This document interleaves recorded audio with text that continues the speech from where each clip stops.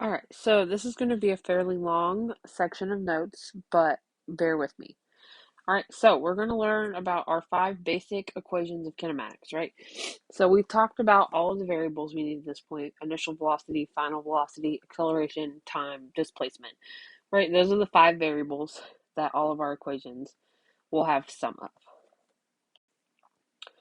So here are our 5 equations.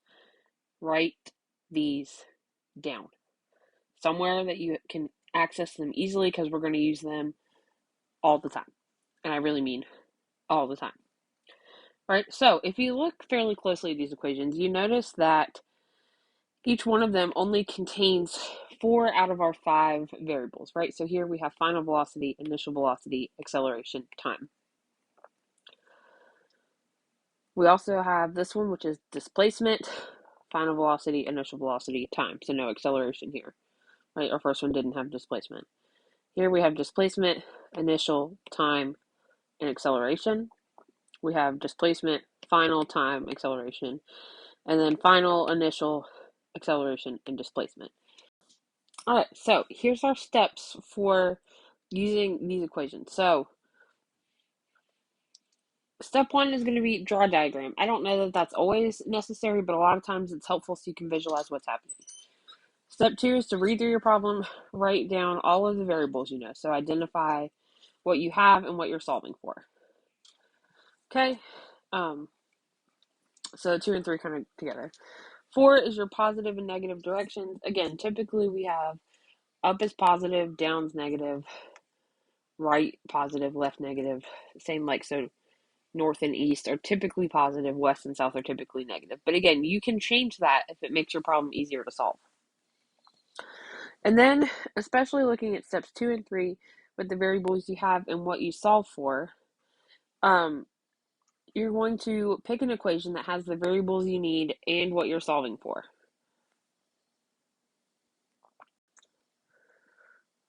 All right, so let's do this example.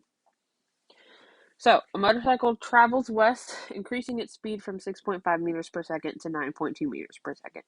So at that point, we know that we have our initial velocity is what his starting speed is, so 6.5 meters per second. And it increases to 9.2 meters per second, so that's our final velocity. All right, and it says through a distance, so that's our D, right? There's 48 meters. And we are trying to find A. So we need an equation that has VF, VI, D, and A. So we need the one that doesn't have time, right? So that is going to be our 5th equation, right? So that it's the VF squared equals VI squared plus 2 times A times D. So from here, we just plug in the values we know, right? So we have 9.2 squared equals 6.5 squared plus 2 times A is technically next, but I'm going to go ahead and put my 48 here and then A, because remember, you can multiply in any order. All right, so then 9.2 squared gives me 84.64. 6.5 squared is 42.25. 2 times 48 is 96. So now we're just taking this equation, solving for A.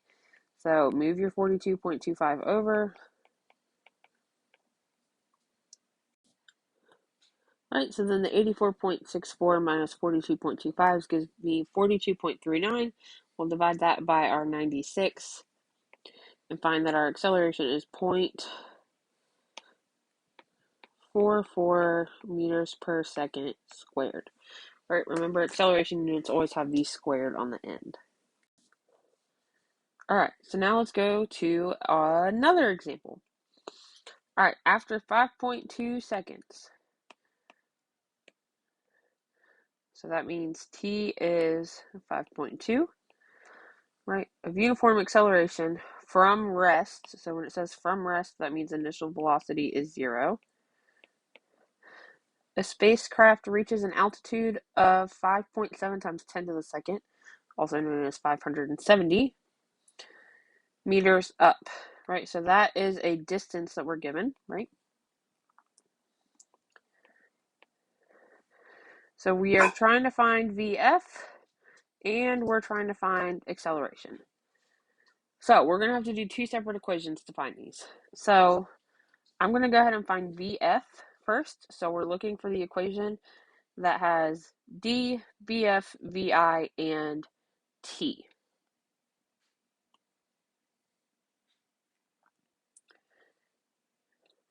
So that is going to be equation number 2. Right, so D equals 1/2 VF plus VI times T. So we're going to plug in our numbers. So we have 570 equals 1/2 VF plus 0 times T, which is 5.2. So we're going to distribute this 1/2 in first. So 1/2 VF, and then 1/2 times 0 is just 0, so that part will drop away. And then we're multiplying by 5.2. So I'm going to go ahead and get rid of this 1/2 first and multiply both sides by 2 so that that cancels out. And then I will deal with my 5.2. All right, so 570 times 2 gives me 1,140 equals 5.2 times VF. Divide both sides by 5.2. And we get a final velocity of 219.23 meters per second. All right, so now we need to find our acceleration. So this time I'm gonna find an equation that has T, VI, D, and A. So we're looking for one without VF. So that's going to be equation number 3, where D equals VIT plus 1/2 AT squared. So again, we're plugging in values to solve for A. Right, again, I'm avoiding using one that has VF in it just because it's the value we solve for. So if you made a mistake there, you're going to make a mistake in the next one as well if you do that. All right, so we have 570 equals 0 times 5.2 plus 1/2 A times T squared. So 0 times 5.2 cancels out, so we're left with 1/2 times A times 5.2 squared.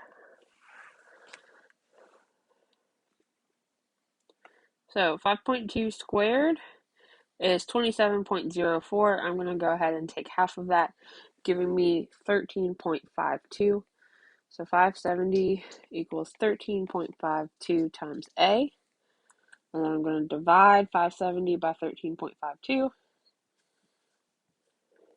which gives me an acceleration of 42.16 meters per second squared.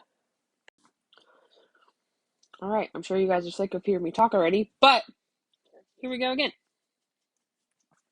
So, example 3, we are trying to find the initial velocity of a car that reached 32 meters per second south. So that is our VF. In 3.4 seconds at a rate of 2.6 meters per second squared. So we're solving for VI. We have VF, T, and A. So we're going to use equation 1 where VF equals VI plus A times T. So plug in our numbers. So 32 equals VI plus 2.6 times 3.4.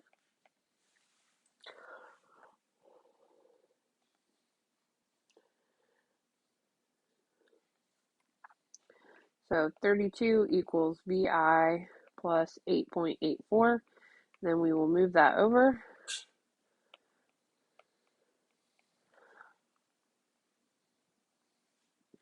Which gives us VI equaling 23.16 meters per second south. I'm pretty sure I forgot to put direction on my last two, but just make sure you're doing that as we go.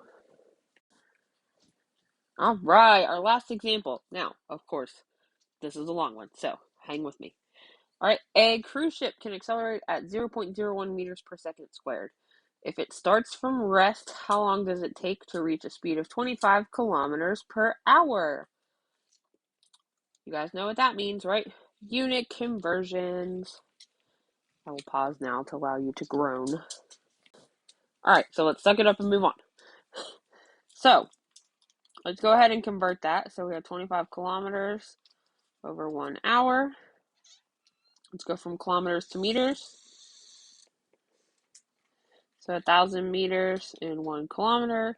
Then let's get rid of our hours.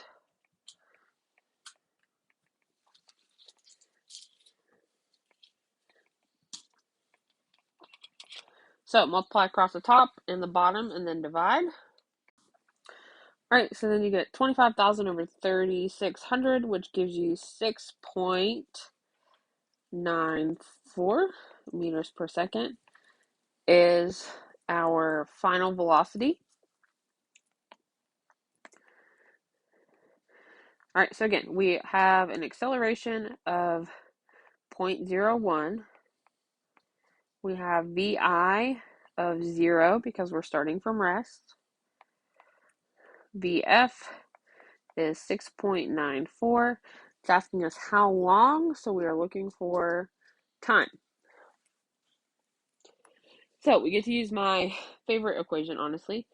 VF equals VI plus AT. But this time we are solving for time. So 6.94 equals 0 plus 0.01 times t. So that just kind of goes away. So now we're going to divide by that 0.01.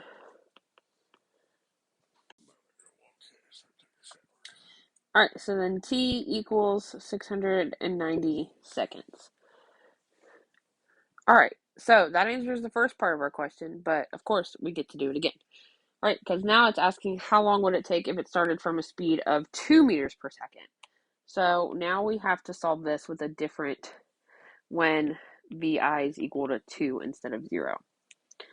So VF equals VI plus AT. So again, 6.94 equals 2 plus 0.01 times t. So we're going to subtract that 2 over first.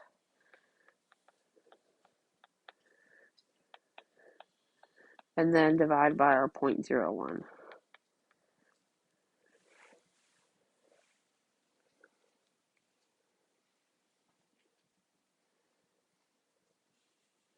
Also, sorry, this should be 694. I dropped that 4 for whatever reason.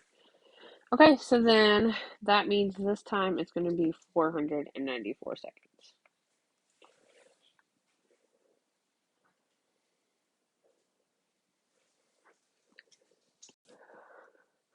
All right, so again, let's go back over our steps. So we should be drawing diagrams. Honestly, for most of these, I don't feel like you really need them as long as you can identify what's happening in the situation.